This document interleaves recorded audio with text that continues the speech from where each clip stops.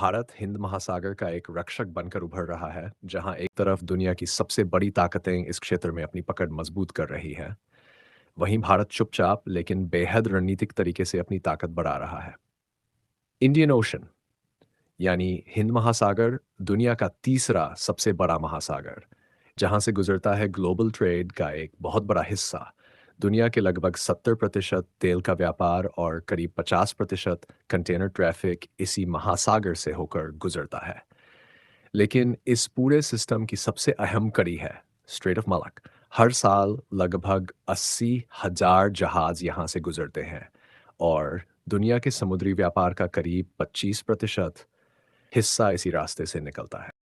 Malacca straits connect करता है Indian ocean को पैसिफिक ओशन से। चाइना का 60% ट्रेड मलाक्का स्ट्रेट से जाता है। मलाक्का स्ट्रेट इंडोनेशिया और अंडमान निकोबार आइलैंड के बीच से 60% of Chinese trade goes through that, Japanese trade goes through that, Korean trade goes through that. जितनी इकोनॉमीज हैं पैसिफिक की, सबकी ऑयल रिक्वायरमेंट्स जो इधर से आती हैं वो मलाक्का स्ट्रेट से जाती है। उस पर इंडिया का स्ट्रेटेजिक एडवांटेज है, क्योंकि हमारा ग्रेट निकोबार आइलैंड का जो टिप है वो बिल्कुल मलाक्का स्ट्रेट के अप्रोचेस के ऊपर बैठा हुआ है। और इंडिया चाहे तो मेजरली ईस्टर्न ट्रेड को चोक कर सकता है।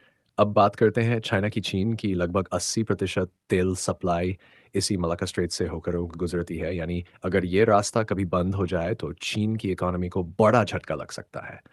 अब एंट्री होती है भारत की अंडमान एंड निकोबार आइलैंड्स। ये द्वीप मलाक्का स्ट्रेट के बिल्कुल पास स्थित है। यहाँ से भारत हर जहाज की मूवमेंट पर नजर रख सकता है, जरूरत पड़ने पर इस रास्ते को कंट्रोल कर सकता है और इंडो पैसिफिक में बैलेंस बना सकता है। इंडियन नेवी इस पूरे क्षेत्र में लगातार पेट्रोल और एक्सरसाइजेस करती है। पायरेसी रोकने से लेकर ग्लोबल ट्रेड को सुरक्षित रखने तक भारत अब सिर्फ एक देश नहीं बल्कि एक स्ट्रेटेजिक पावर बन चुका है। आज हिंद महासागर में असली खेल सिर्फ ताकत का नहीं बल्कि कंट्रोल का है।